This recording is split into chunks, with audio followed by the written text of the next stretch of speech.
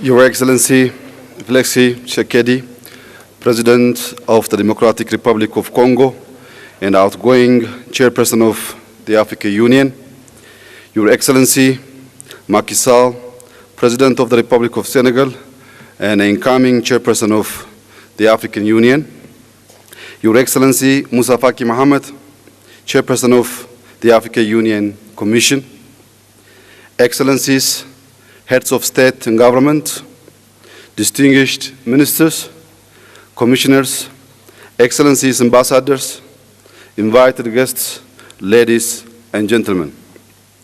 At the outset, let me welcome you all to the land of origins on behalf of the people and government of Ethiopia.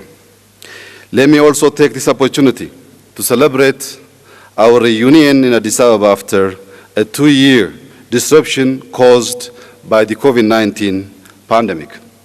In this regard, I wish to express my appreciation to the entire leadership of our Union, and particularly to His Excellency President Cyril Ramaphosa for providing exemplary leadership in our collective response to the challenge of the pandemic.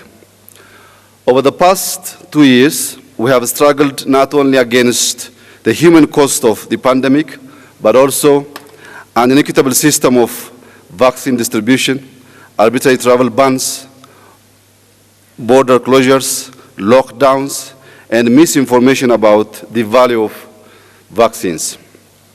Most importantly, as Africans, we have also learned that cooperation and collaboration is vital, not only for our health, but also for our collective survival. Excellencies, ladies and gentlemen, our Union has committed to undertake ambitious plans designed to transform our continent and create the Africa we want. We want a prosperous Africa based on sustainable and equitable development. We want a politically united continent that aspires to fulfill the ideals of Pan-Africanism and the vision of an African Renaissance. Fulfilling our aim of birthing the Africa we want through robust implementation of Agenda 2063 and its flagship project will require us to make extraordinary efforts collectively. Our theme for 2022 is nutrition and food security. Over the past year, acute food insecurity in Africa has increased by over 60% as the effect of COVID-19 continues to aggravate our fragile economies. Floods, droughts, desert locusts, and other climate-related natural disasters have increased food insecurity for millions of our citizens. With 60% of the world's arable land in Africa, it is of utmost importance that we need to use our natural asset to maximize agricultural output and feed our people without reliance on external assistance. In the past 2 years, Ethiopia has made substantial investment in intensifying in summer wheat production through irrigation. Our farmers have been able to control and manage production factors to maximize yields using irrigation. Nationally, we have attained production over 20 million quintals of irrigation wheat farmed on over 500,000 hectares. This has generated nearly 60 billion birr in income to our farmers. These efforts are generating great results and will, in the imaginable future, begin to contribute to our food security and self-sufficiency, despite the climate variability our region is confronted with. One of the toughest challenges we face in Ethiopia is dealing with the effect of deforestation. While a century ago, Ethiopia's forest coverage was 35%. Over the past 2 decades, our forest coverage stands at just 4%.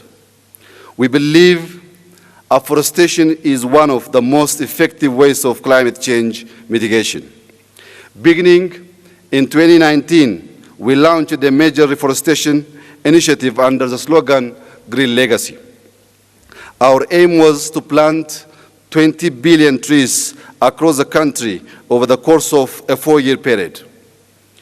In a mere 3 years, we managed to plant 18 billion seedlings. And this year, with the Green Legacy Initiative in its final year, we will not only meet our national target, but plan to surpass the target by reaching 25 billion. Additionally, through this initiative, we have sent seedlings to neighboring countries to inspire regional efforts.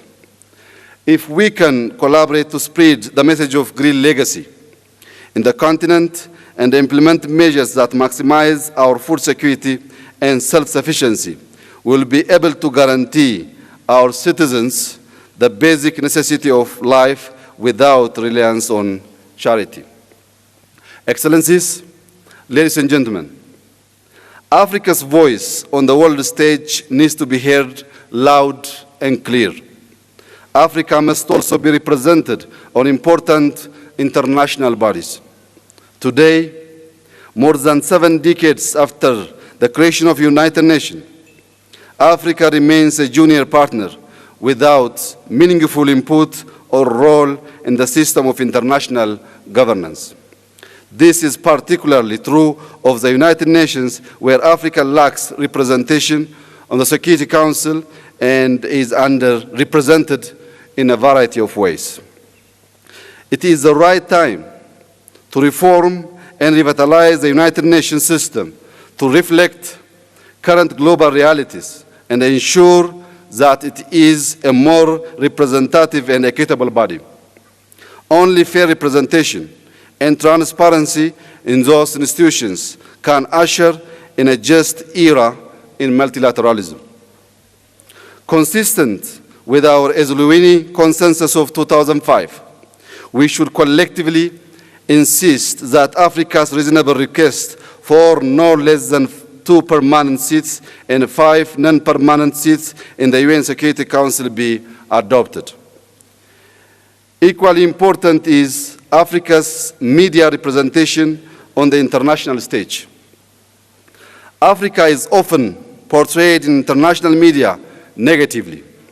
The endless representation of the continent troubled by civil wars, hunger, corruption, greed, disease, and poverty is demeaning and dehumanizing, and likely driven by a calculated strategy and agenda.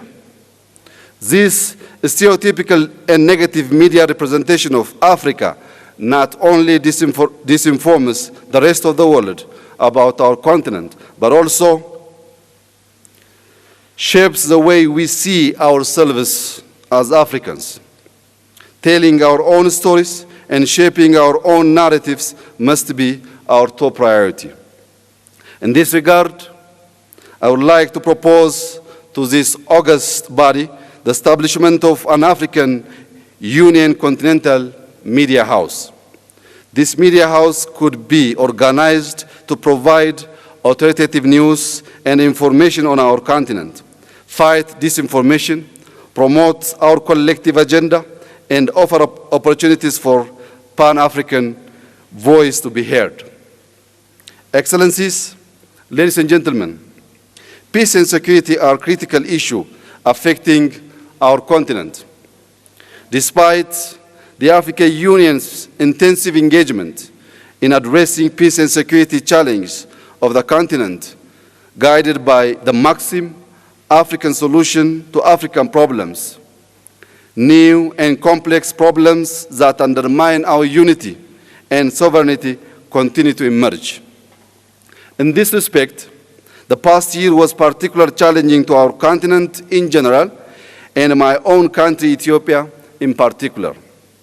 Ethiopia's challenge was internal in nature and a matter of maintaining law and order. But resolution of our internal matters was made exceedingly difficult by the role played by external actors. I wish to take this opportunity to thank you all for your support, solidarity, and understanding as we underwent these trying times.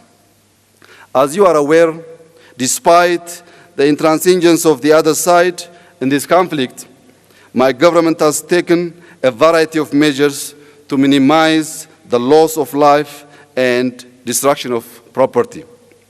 We have implemented unilateral withdrawal from conflict area and used force that is necessary to ensure law and order.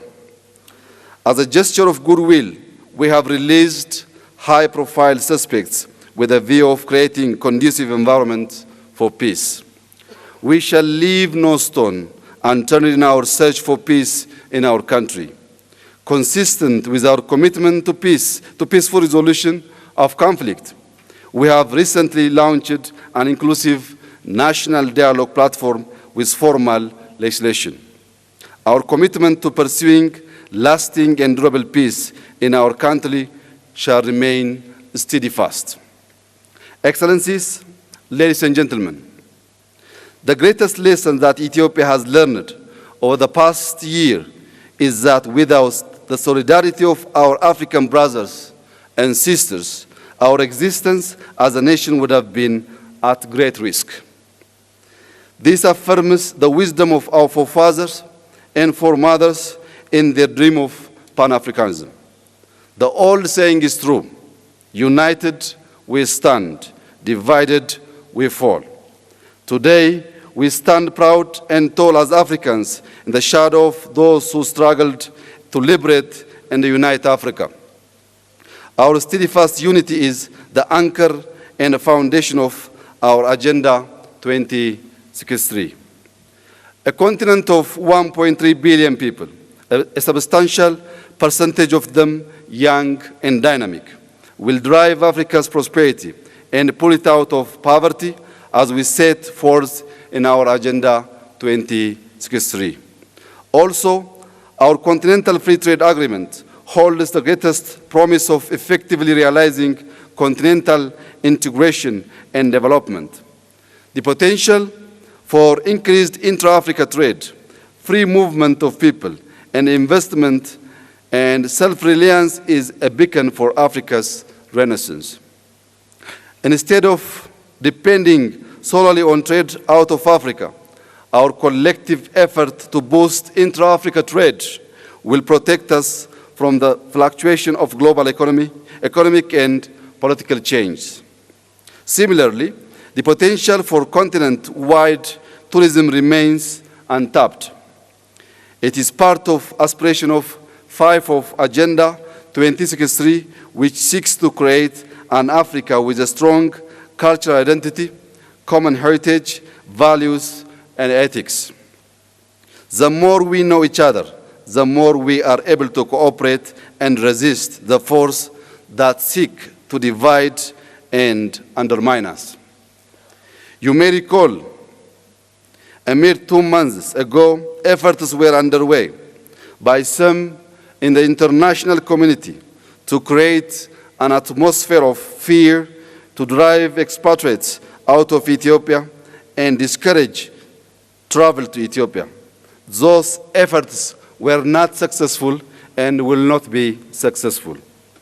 Indeed, many fellow Africans joined the Great Ethiopian Diaspora Homecoming Challenge and proved to the world that Ethiopia is a safe and culturally rich tourist destination. As a key pillar of our national reform agenda, tourism potential within Ethiopia has been augmented greatly in the past 2 years, with many natural endowments developed to complement the historic and cultural heritage that already exists. Ethiopia remains open and welcomes all of our fellow African brothers and sisters. Finally, let me once again convey the warm welcome of the Ethiopian people and reiterate Ethiopia's commitment to do everything in our power to continue to create an enabling environment for the African Union in our collective efforts to deliver the Africa we want through robust implementation of Agenda 2063. God bless Ethiopia. God bless Africa. Thank you for your attention.